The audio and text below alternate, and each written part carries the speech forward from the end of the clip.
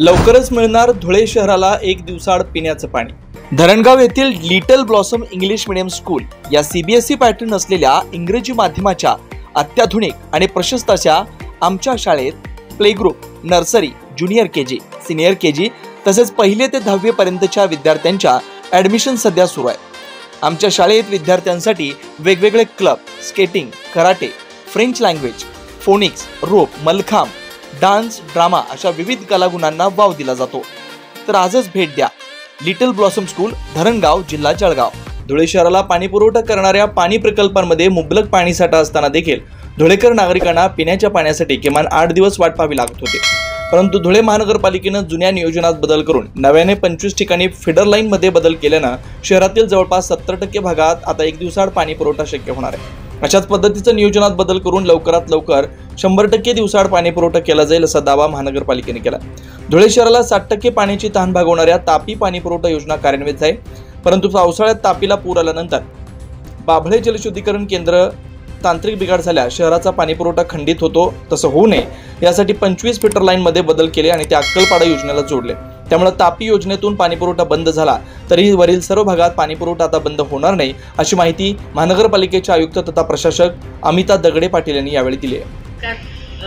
धुळे शहरामध्ये गेल्या 1.5 वर्षापासून आपण वॉटर सप्लायच्या डिस्ट्रीब्युशनमध्ये बऱ्यापैकी चेंजेस केलेले आहेत आणि आपला अक्कलपाडा धरणातून पाणी पुरवठा मागच्या वर्षीपासून जेव्हा चालू झाला आणि हे जे आपले एक्झिस्टिंग सोर्स पण यावर्षी प्रॉपर क्षमतेने भरलेले असल्यामुळं आणि इंटरनल डिस्ट्रीब्युशनमध्ये जे केलेले आपण चेंजेस आहेत या सगळ्याचा परिणाम म्हणून गेल्या जवळजवळ 2 महिन्यांपासून जानेवारीपासून आपण आपले जेवढे डिस्ट्रीब्युशन डिस्ट्रिक्ट आहेत, जवळजवळ 8 झोन आहेत आपले, या सगळ्या झोनमध्ये आपण एक दिवसाआड पाणी द्यायचा प्रयत्न करतो।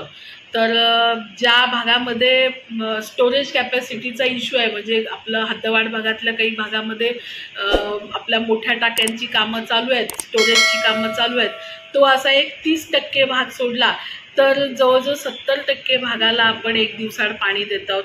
आणि इंटरनली तापी आणि अक्कलपाडा याच्या लाईन इंटरनली एकमेकाला कनेक्ट केल्या असल्यामुळे काही ठिकाणी जरी तापीवरचा पुरवठा बंद पडला तरी सुद्धा आपण वलवाडीचे प्लांट आणि आपले अक्कलपाडाचे प्लांट याच्यावरून आपण पाणी पुरवठा करतो। 70% भाग कव्हर झाला आहे।